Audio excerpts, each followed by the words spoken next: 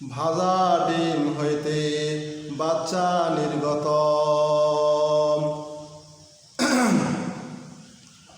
শেখ আবুল ফজল রহমতুল্লাহ আলাই বড় পীর সাহেবের সঙ্গে সফর সঙ্গী হিসাবে ছিলেন। বড় পীর সাহেব তিনি বাইরে যাওয়ার জন্য বাইর হইলেন।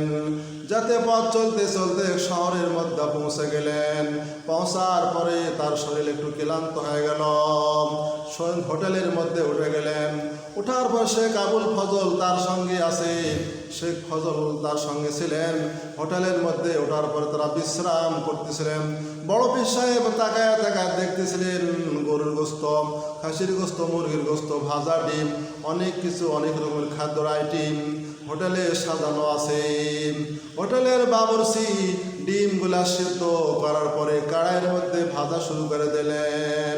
বড় পীর সাহেব বলতেছেন, কত সুন্দর ডিম, তার মধ্যে থেকে বাচ্চা কত সুন্দর আনন্দে খেলা করত। এই কথা বলতে বলতে ওই ভাজা ডিমের থেকে, সমস্ত ডিম থেকে বাচ্চা বাইরে হয়ে আনন্দ সহিত খেলা শুরু করে দিলেন। এই মুহূর্তের মধ্যে এই ঘটনা শহরের মধ্যে ছড়া পড়ল। দলে দলে দলে লোক আসে, সবাই দেখা শুরু করলেন। দেখার পরে এরকমভাবে তার কাছে থেকে এরকমভাবে বয়াত শুরু করলেন, বয়াত নিলেন সবাই। যারা বেদিন, আল্লাহর হুকুম মানে না, তারা ওই কেরামতি দেখে তারা বড় পীর সাহেবের হাত ধরে এরকমভাবে বয়াত হয়ে তারা আমল শুরু করে দিলেন।